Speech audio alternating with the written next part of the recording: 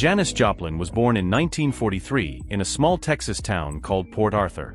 It was a tough place, full of oil refineries and old-fashioned ideas about how people should live. Her dad worked as an engineer, and her mom was a college worker. On the outside, her family looked like a normal middle-class family, but Janis never really fit in. Even as a kid, she was different.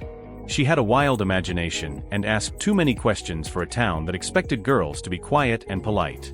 When Janis got to junior high, things got harder. She started standing out in ways that made people uncomfortable.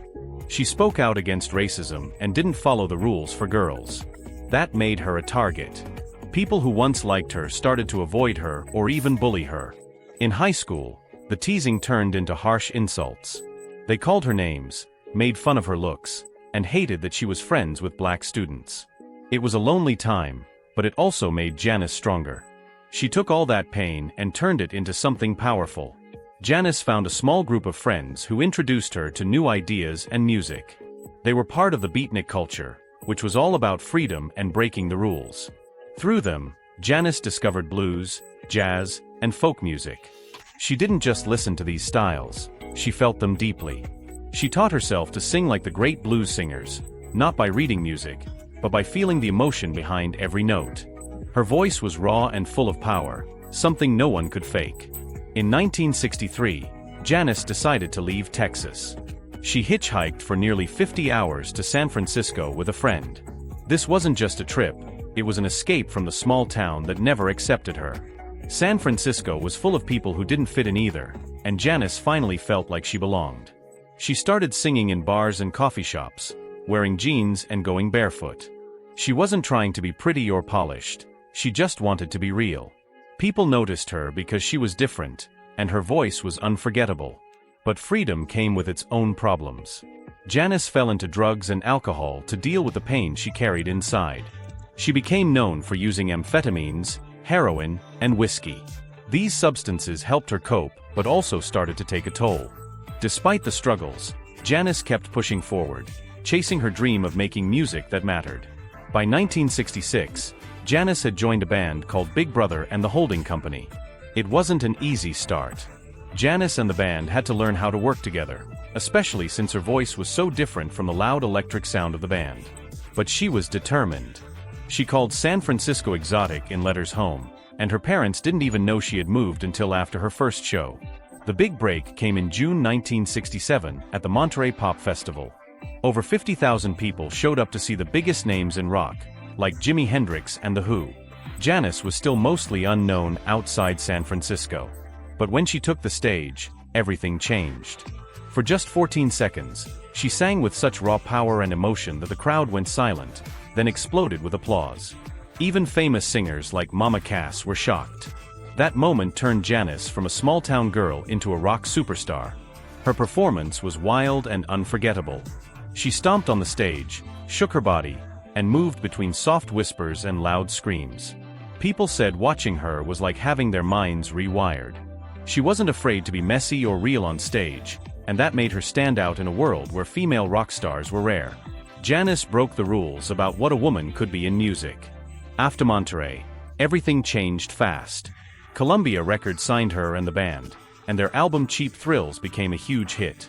It even knocked the Beatles off the top of the charts for a while. Songs like Ball and Chain and Piece of My Heart showed off Janis's powerful voice and raw emotion. The album cover, with its colorful comic art, jumped off the shelves and helped make Janis a household name. But fame wasn't easy. The band members felt pushed aside, and Janis wanted to try new sounds with horns and keyboards. Creative fights and heavy drug use made it hard to keep the band together. Still, Janis was at the top of her game, changing music and fashion, and inspiring future stars like Stevie Nicks. She was the first white woman to truly sing the blues with that kind of soul and power. Even as Janis rose to fame, her personal life was full of struggles. She battled addiction to heroin and alcohol, which only got worse with the pressures of fame. She had relationships with both men and women, including famous names like Jim Morrison and Chris Christopherson. Janis didn't care about what was normal. She lived on her own terms, even when it hurt. In late 1968, Janis left Big Brother and started a new band called the Cosmic Blues Band. She wanted to explore soul and R&B sounds, but the music world was tough. At Woodstock in 1969, she performed after a long wait, and though she was drunk or high, she still gave it her all. The crowd saw both her magic and her struggles. Her final months were a mix of creativity and heartbreak. She formed the Full Tilt Boogie Band and recorded the album Pearl, which included hits like Me and Bobby McGee and Cry Baby. The album was polished, but still had the fire that made Janis special. Sadly, she never got to see its success. On October 4, 1970, Janis died of a heroin overdose at just 27 years old. She was found in her hotel room in Los Angeles, alone and heartbroken after plans with close friends fell apart. The heroin she took was unusually strong, and combined with alcohol, it was deadly. Her death shocked the music world and added her name to the infamous 27 Club of musicians who died young. After her death, Pearl was released and became her biggest success, topping charts for weeks and going multi-platinum.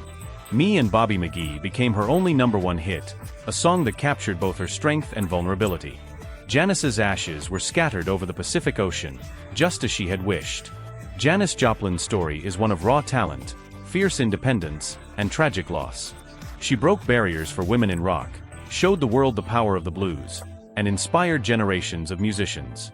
But her life also reminds us of the cost of living fast and burning bright. Her voice and spirit live on, a powerful legacy that still moves people today.